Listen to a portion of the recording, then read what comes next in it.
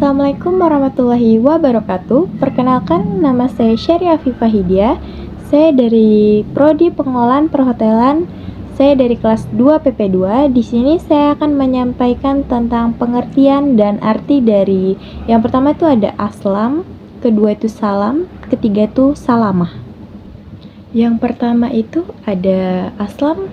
Aslam dalam bahasa Arab yang berarti berserah diri, tunduk atau menyerahkan diri. Kata ini menjadi akar dari istilah Islam yang artinya ketundukan atau menyerahkan diri kepada Allah. Dalam sejarah Islam, aslam juga dikenal sebagai nama sebuah kabilah, yaitu Bani Islam yang hidup pada zaman Nabi Muhammad SAW. Kabilah ini dikenal setia dan membantu perjuangan Rasulullah.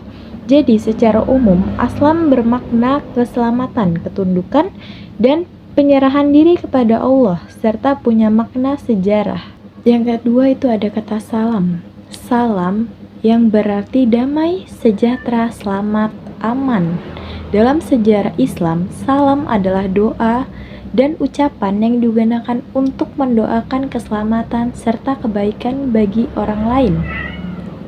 Ucapan salam yang diajarkan Rasulullah SWT adalah Assalamualaikum, yang artinya semoga keselamatan, rahmat, dan berkat Allah tercurah kepada kalian.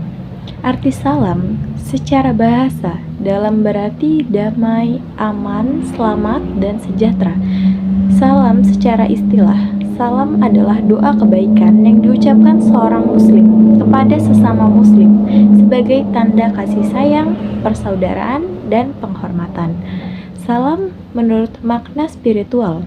Salam bukan sekadar sapaan tetapi juga ibadah karena mengandung doa dan menjadi sunnah yang sangat dianjurkan. Dan yang ketiga itu ada salamah. Kata salamah berasal dari bahasa Arab yang bermakna keselamatan, kesehatan, dan terbebas dari bahaya. Kata ini berakar dari kata sim yang juga melahirkan kata Islam, salam, dan muslim. Arti salamah secara bahasa, keselamatan, kesejahteraan, kesehatan, terhindar dari bahaya dan keburukan. Dan itu ada arti salamah secara istilah. Salamah sering dipakai dalam doa. Contohnya Allahumma inna as'aluka salamah fidin, yang artinya ya Allah, aku memohon kepadamu keselamatan dalam agama. Terus itu ada juga menunjuk dan keadaan seorang yang selamat, sehat, dan berada dalam lindungan Allah. Oke, selanjutnya saya akan menjawab pertanyaan dari Bapak Andrian, yaitu pertanyaannya, jika di dalam sebuah perjalanan, salah satu mahasiswa menemukan batu yang agak besar di tengah jalan, lalu mahasiswa tersebut menyingkirkan batu tersebut. Apakah itu termasuk dengan definisi Islam? Kalau menurut saya iya, karena kalau seorang mahasiswa menyingkirkan batu besar di jalan supaya orang lain tidak celaka, itu sebenarnya sudah mencerminkan ajaran Islam. Islam bukan hanya soal sholat atau puasa, tapi juga bagaimana kita peduli dan bermanfaat untuk orang lain. Nabi Muhammad SAW sendiri pernah bersabda bahwa menyingkirkan sesuatu yang bisa membahayakan dari jalan termasuk bagian dari iman. Jadi tindakan kecil seperti itu punya nilai ibadah karena menunjukkan kepedulian, kebaikan hati, dan semangat membawa keselamatan bagi sesama manusia.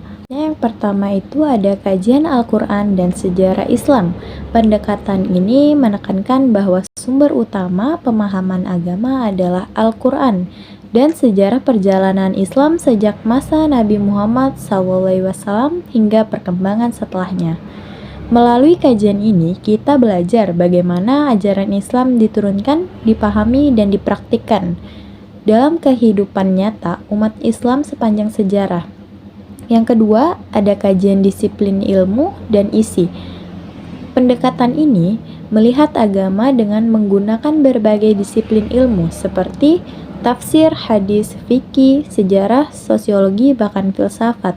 Tujuannya agar pemahaman agama tidak hanya tekstual, tetapi juga kontekstual, sesuai dengan kebutuhan dan tantangan zaman. Yang ketiga ada kaidah tujuan didatangkannya syariat Islam.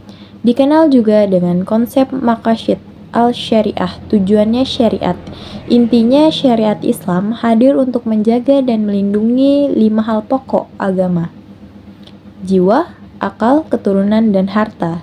Jadi setiap hukum dan aturan dalam Islam sebenarnya ditunjukkan untuk membawa kemaslahatan dan mencegah kerusakan bagi manusia.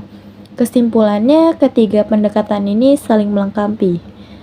Memahami agama lewat wahyu dan sejarahnya, memperdalam dengan ilmu, pengetahuan, dan menangkap tujuan utama syariat agar agama selalu relevan dan membawa manfaat. Baik, itu saja yang bisa saya sampaikan. Kurang lebihnya mohon maaf. Wassalamualaikum warahmatullahi wabarakatuh.